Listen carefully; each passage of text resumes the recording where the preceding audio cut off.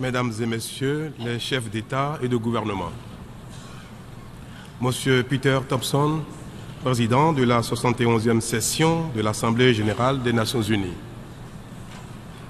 Monsieur Ban Ki-moon, secrétaire général des Nations unies, Mesdames et Messieurs, distingués délégués, je voudrais, avant tout propos, vous remercier, Monsieur le Président, pour votre élection à la présidence de la 71e session de l'Assemblée générale des Nations unies.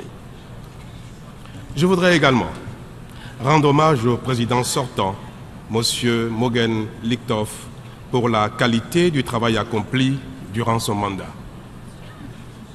Je voudrais tout particulièrement saluer et féliciter le secrétaire général Ban Ki-moon pour ses efforts au service de la stabilité, de la paix, de la sécurité et du développement dans le monde. Le Bénin se réjouit du thème de la présente session intitulé « Les objectifs de développement durable, une impulsion universelle pour transformer le monde ». Ce thème répond pertinemment aux préoccupations de l'heure.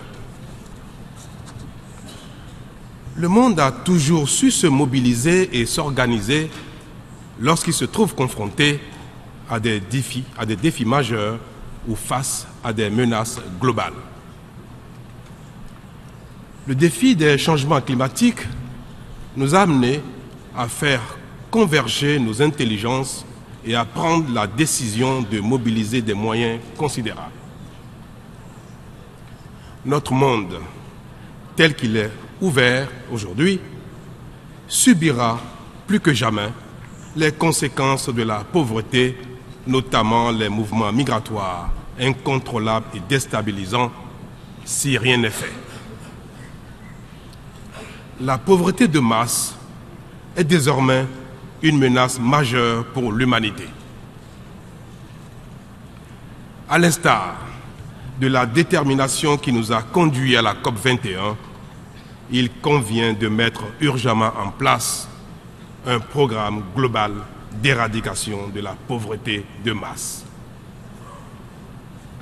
Dans cette perspective, je voudrais, du haut de cette tribune, interpeller les pays les plus développés et les institutions de financement du développement pour la mise en œuvre d'une action collective, volontariste, à même d'éradiquer la pauvreté qui marginalise dangereusement la plupart des pays d'Afrique. La communauté internationale en est capable et l'a récemment démontré pour empêcher l'effondrement de la Grèce et de l'Ukraine. Les efforts consentis n'ont ruiné ni les pays ni les institutions qui se sont mobilisés pour cette œuvre de sauvetage.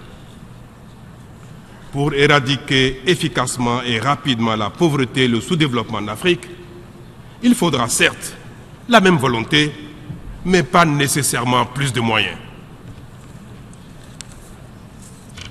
Les pays d'Afrique devront bien évidemment prendre leur part de responsabilité en œuvrant davantage pour la stabilité politique et surtout pour la bonne gouvernance.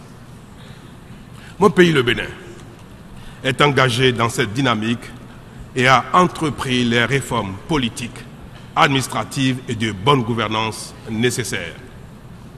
À cela s'ajoute la stabilité politique vieille de presque un demi-siècle et la maturité de sa démocratie. Toutes choses qui rendent le Bénin apte à réaliser les objectifs de développement durable pour peu qu'il bénéficie des appuis adéquats.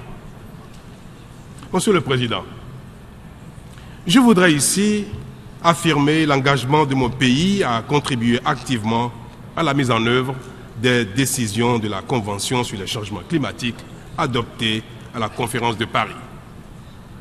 Je signale que l'accord international sur le climat a déjà été signé par le Bénin et que le processus de sa ratification est en cours. Pour finir, Monsieur le Président, je tiens à dire que le Bénin reste engagé au sein de la communauté internationale pour la transformation du monde en vue d'un bien-être partagé. Je vous remercie.